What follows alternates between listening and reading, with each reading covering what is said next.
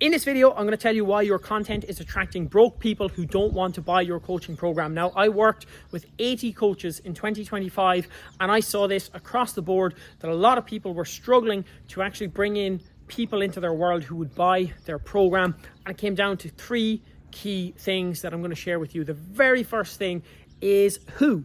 Who are you talking to? And this is where most coaches fall down. They're posting generic content. They're trying to please everyone. They don't have an ideal client in mind. They don't have an ideal niche in mind. They don't know what the type of client that they want to have in the business looks like. They don't know what they do as a job. They don't know how they think.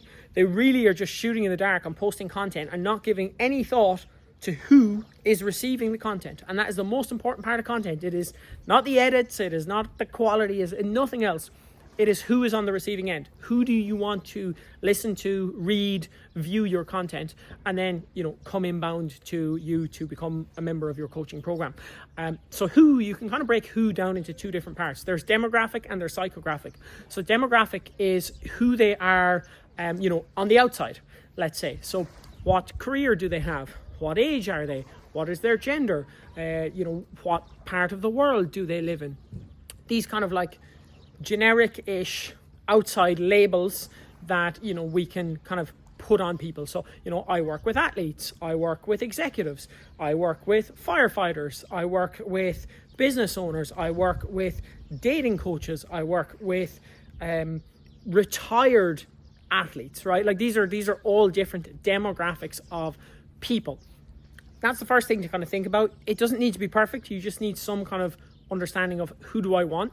And if you want to charge more money and you keep attracting broke people, well, is your content talking to people with a budget? Because if your content is talking to people who don't have a budget, but you want to charge a higher ticket price for your coaching, there's going to be a mismatch. And you need to make sure that who you're speaking to aligns with a demographic who actually have money to pay you the fee that you want to be paid.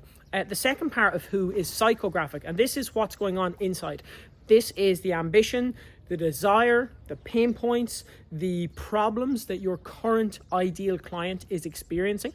And in your content, you need to talk to that. Because if you just say, I work with desk workers, or I work with firefighters, or I work with business owners, it's still not really emotionally engaging to those people. It's good to know and to define who they are demographically, because you can then start to create content that's relevant to what happens for them on a regular day. If you're working with, say, 9-to-5ers, well, then it makes sense for you to create content that kind of talks about the 9-to-5 lifestyle, the 9-to-5 schedule. If you're working with people who are shift workers, then obviously you want to know the demographic about shift workers and what their work looks like and what their work breaks look like and the problems and stuff that they face. It's good to know the demographic, but most important is the psychographic. Okay, so if you start speaking to what's going on internally, who they are internally, you can actually attract the right type of person within that demographic. So let's take shift workers or desk workers or anything else. There's going to be thousands of people who fall into that demographic.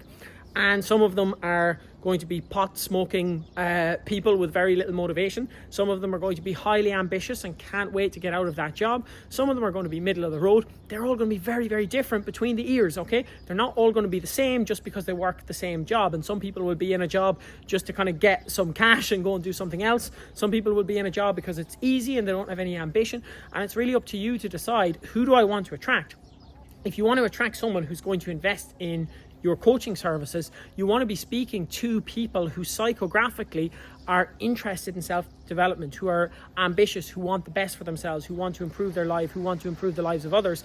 And you have to be very, very clear on who am I speaking to here?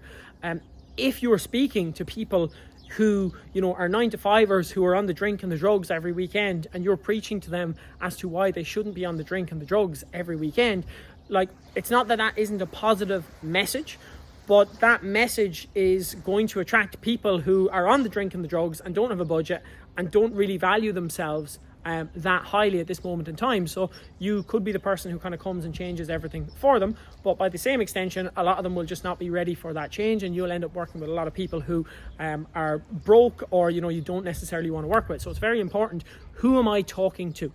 By the way, if you want more depth on this stuff, I talk about it on my emails every single morning with my cup of coffee.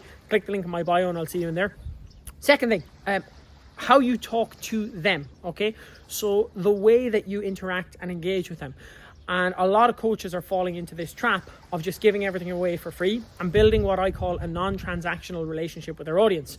So their audience are super used to getting everything for free. It's all free value. They're not used to paying for anything. They're, the coach in this case is scared to ask for a sale, is scared to make offers, is scared to charge, and are trying to give everything away for free. Now, that's how you communicate with your audience, but who does that attract? That attracts the freebie seekers. That attracts the people who want something for free. And the reality is most people have got stuff for free by now and they know that it's not that valuable. So the people who are coming in to get something for free, they generally tend to be the freebie seekers who don't want to actually pay you anything and they're just looking for free stuff. So how you actually interact, are you making offers? Are you actually positioning yourself as someone who, deserves to actually be paid for your expertise and your knowledge? Are you running things and selling tickets? Are you running workshops and selling tickets? Are you, not scared to pitch your services? Are you not scared to say who it's for and who it's not for? How are you actually communicating with your audience? How are you building that relationship? Are you building a relationship where you are perceived to be a leader, to be somebody that they should look up to be somebody who is a thought leader, to be someone who, gets paid for work that they do, to be an authority, to be an expert? How are you communicating? How are you being perceived by your audience? And are you being perceived and are you communicating in a way that actually gets people to see you as someone that they would happily spend a lot of money with or just spend money with in general? Because if you're building a non-transactional relationship with your audience, then they don't even want to spend any amount of money with you. However, if you can get them spending even a small amount of money, you're building a transactional relationship where they understand this is an expert, this is someone who knows what they do, and if I want access to them, they don't give away their time for nothing, they don't devalue their time, they charge for their time, and this is how this works. And again, that attracts the people who are willing to pay and spend to fix the problem, and it repels the freebie seeker time wasters who don't actually care enough to solve the problem. And that means that you don't end up speaking to these people who don't have a budget or don't have a desire to spend any money with you. Guys, my phone died. So third thing, what you say to your audience. If you are coming along onto your social media and you're going, hey guys, it's so terrible, the world right now, the state of the economy, the cost of living, the cost of housing, and I'm going to deliver a really low cost of entry program just for people like you who are struggling so much in this economy.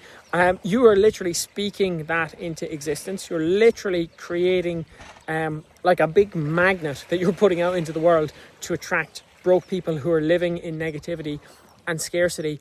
And what you say is literally creating your reality, and it's bringing in the clients. If you just speak to people who see that the world is full of opportunity, that the world is full of beautiful places that they can go and things that they can do, if you are speaking to people who actually are interested in building a better life, in developing themselves, in investing in themselves, in creating a better future, if you're speaking about the future positively, if you're speaking about opportunity, if you're speaking about the positive things in the world, you're going to attract the people who are also in alignment with that as well. So you have to be really, really careful with what you say, and that also comes across in your offer, right? Not only in what you say in content, but what you offer and how you price it and how you articulate the value of your offer. And again, that offer comes back to the first point of like who you're speaking to. What problems are you solving? What way are you delivering your service? And you need to make sure that what you're saying aligns with who you want to attract, the money you want them to spend, and how you're speaking to them. All of these things work together to actually bring you in clients who pay you a lot of money, who stay long term, who refer others like them, and to build a brilliant coaching business filled with people you want to be working with and want to be around.